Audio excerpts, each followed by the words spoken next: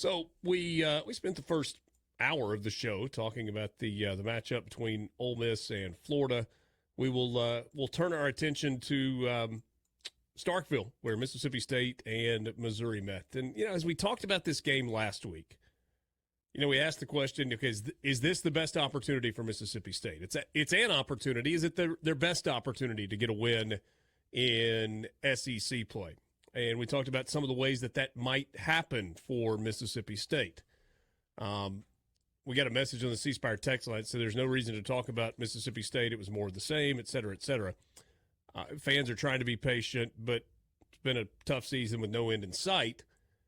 And yet, in this particular format, we can't just not talk about it. So, it had 39-20, the final. Yeah. And it was close early. And then it kind of got away, and Missouri was able to kind of keep Mississippi State at arm's length for the rest of the way, and ultimately pull away. Wherever you want to go, take us there. I normally leave the things that are true on Thunder and Lightning, but I'll bring one here to the show. Don't leave anything on Thunder and Lightning. Leave Robbie on Thunder and Lightning. We don't need him anyway. He's not here. Mississippi State takes over 1st and 10 at the Missouri 32 after a good punt return by Kevin Coleman, leading 3-0. This is happening maybe 30 minutes after the Ole Miss game has ended, right? That moment was the high point of the season for Mississippi State at this time. That was the high point of the season, was leading and having the ball in Missouri territory, looking like you're about to go up 10-0. Instead, Van Buren fumbles, they recover it, take it all the way back for a 70-yard touchdown, and the game gets away from you from there. The game went basically the way that I thought it would, minus the fact that State was able to get a couple stops early in this one. Defensively, they had some momentum early in the game.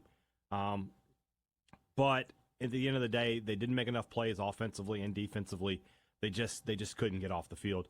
You had a stat that kind of blew my mind earlier, Borky. I'll give you one. I don't know if you've heard it yet. On Saturday, the first drive of the second half from Missouri was 13 plays. 12 of them were runs. Mississippi State ran 11 plays in the second half. Whoa. Well, I'm sorry. You're gonna have to run that back one time. Missouri's first drive was a 13-play drive, 12 runs. They kicked a field goal. Okay. Mississippi State ran a total of 11 plays in the second half. Now, they had a touchdown drive in there. They had a couple of big runs from Devon Booth, who is having a great end of the season. 12 carries for 124 yards. Unfortunately, he never carried the ball after that long touchdown run. State just could not get off the field. And the game ends with Eli Drinkwitz smack-talking Mississippi State's defense, who were smack-talking his offense for some reason, down 19 points, and telling them, if you don't shut up, I'm going to score again. If that's not the ultimate in embarrassment, I don't know. You're just not capable of being embarrassed, I guess, at that point. I assume you saw the lip reading, right? I'm not allowed to say the words he said. We've had that on this show before, but not from me. Richard, did you see it? Eli was, so there's a little scuffle, and Eli goes down the sidelines and yells, "Hey, Mississippi State, shut up, or I'm going to score again. Or I'll score again." Because, they're taking a knee on the MSU 2-yard line with a minute to go. He's trying to, do the right thing there, and State was just, I don't know what they were jawing about. You're getting your butt kicked. Quiet down. This is, like, I'm looking at the drive chart. Yeah. Mississippi State had 3 possessions. Yeah, they could not get off the field. Missouri just ran the ball up the middle at will. You could see that at the start of the second half, right, where Missouri just decided just going to run the football and end the game. Yeah. 2 plays, 65 yards, 43 seconds, touchdown. Yeah.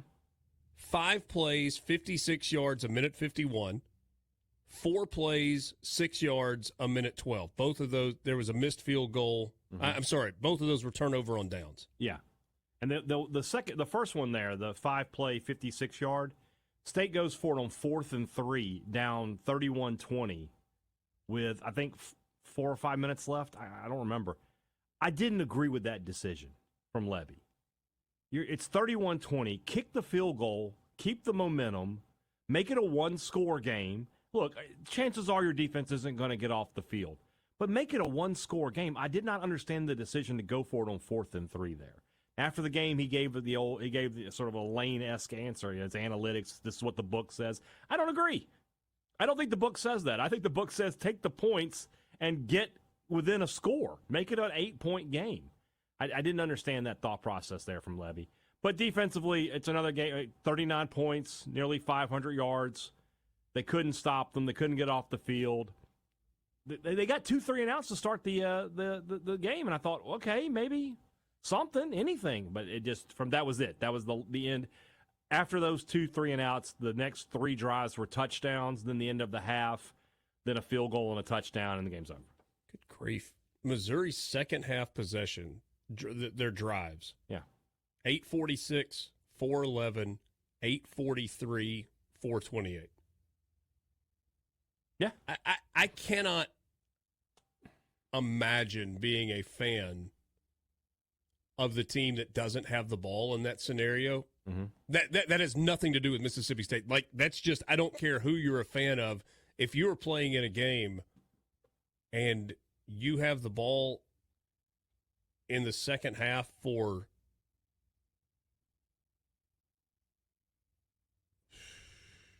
3 minutes. Yeah. And look, if you score touchdowns on those 3 drives, if you're score from far, if that's happening and you're in the game, okay, fine. But you're not. You're not in the game. So it's just another – every game this season since the first game has been the same game. It's just the same game. And that's the thing I think that for Mississippi State fans hurts the most in this wacky, crazy year of college football where everybody's having upsets and there's so much parity and everybody's getting knocked off, and State, it's like they're playing a different sport. They're just not involved in this. And that hurts. That's what hurts fans more than anything is they're not having that moment where they are going to get a chance to storm the field, and they're going to be the ones happy at the end of the game because they pulled off a big upset. Kentucky has one. Vanderbilt has one. Arkansas has one. Oklahoma has one. Auburn gets one.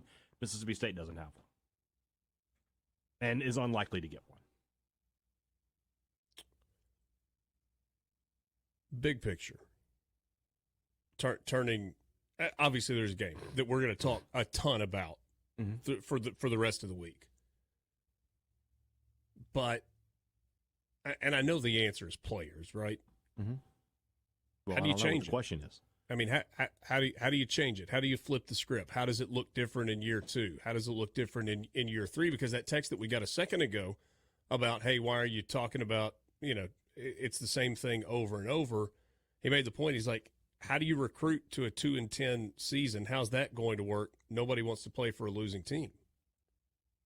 You're gonna have to sell them on the vision. You're gonna have to, and you definitely have playing time to offer, and you've got NIL money to offer. So that's how you're gonna have to get them in.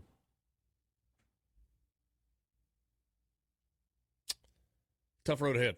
Yeah, no question. But I can. I think I can guarantee. You tell me if I can guarantee. I can guarantee that Jeff Levy, every ounce of motivation that he has, everything that he can possibly pull out of this football team, he is trying to pull out this week because there is no question that the thing that Jeff Levy wants more than anything right now is to hand Ole Miss and Lane Kiffin a loss, right? No question. That seems pretty reasonable. I think you see, I've said it a few times on this show, and I don't know if I've gotten, I wouldn't say pushback, but some people have asked me, you see why Shapen coming back is big for State. Van Buren is good. He's very talented, but he needs somebody to push him this spring. You can't just hand him that job and go into next year. And honestly, I think Shapen is better. The problem with Shapen is that a healthy Blake Shapen for 13 games is almost impossible to wrap your mind around.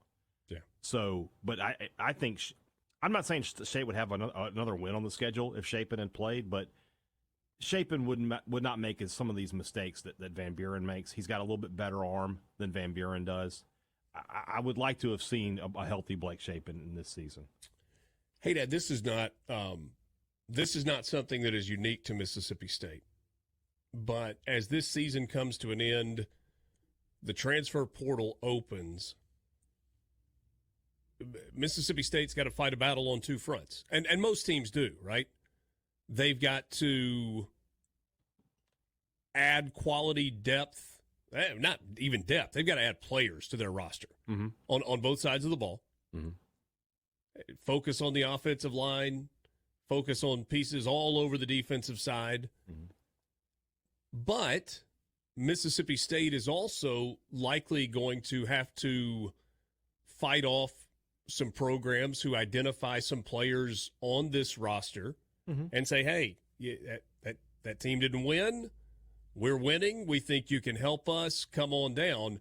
What is the balance for Mississippi State in, you start allocating resources of taking care of guys that you absolutely want back on your team in your program next year and going and getting a whole bunch of guys that you know that you want and you need in your program next year? Yeah.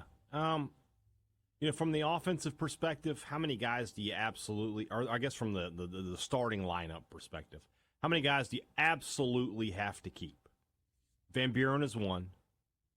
Craver would be one, although he was suspended this past week. He's still a talented player. You want to keep him. Coleman, although Coleman will have an opportunity to maybe go to the NFL draft. It just depends. Albert Reese would be one you'd like to get back, but I mean he's a fourth-year guy. I don't think it would be too expensive to bring Albert Reese back. That's just me. If Johnny Daniels would be somebody you want to keep, but at the same time I'm not spending big money on Johnny Daniels. I think Lebby's offense has a good enough track record that you can find a running back in the portal. You've got a couple of good freshmen coming in that you like. Defensively, I mean, outside of Isaac Smith and Stone Blanton, I'm not. If that's the only two that return, then so be it. I'd like to keep Bryce. I'm about to say something here. I want to let everybody know. I know that this guy's name, which we have been mispronouncing for a year now, sounds like an ethnic slur. I hate to do it, but apparently his name is actually Bryce Pollock. So I'm just telling you that I'm not making fun of anybody. That's what the kid himself said. That's how you pronounce his name. Okay. So just want to go there. I think you're all right. So those three guys, bring them back, and then everybody else, you can. The problem with that is you can't go get 35 guys. You can't get a 2-deep plus in the portal. You can't do that. You don't have nobody has the money for that. And you're not, by the time you get to those 25th guys, who are you getting? That's why State has been kind of JUCO heavy, and I don't necessarily agree with that sentiment. Because I don't know, but at the same time, you just got to have guys. You got to put together a roster. And maybe they're looking at those JUCO guys and saying, they're better than what we got right now. So, State got a JUCO offensive lineman commitment Saturday. They got their first transfer portal commit yesterday. Javen Williams, the cornerback out of Kennesaw State, who's, I'm with Kiffin in that I don't think Pro Football Focus numbers are the be-all, end-all or anything. But they're a useful guide, and his numbers have been good this year. And God knows State needs another cornerback. So, they're kind of off and running there. We'll see where it takes them. The defense, I mean, like I said, outside of Smith, and if Blanton goes, he goes. I think he's been okay this year. He's been sort of the whipping boy a little bit at times because he has missed some tackles, but he's the second leading tackler in the conference. God knows he's had the opportunities. Same with Smith. That's why when you're out on the field for 25 minutes in the second half, you get those opportunities. But he's been okay. He's been pretty good. So after that, though, anybody goes, they can go.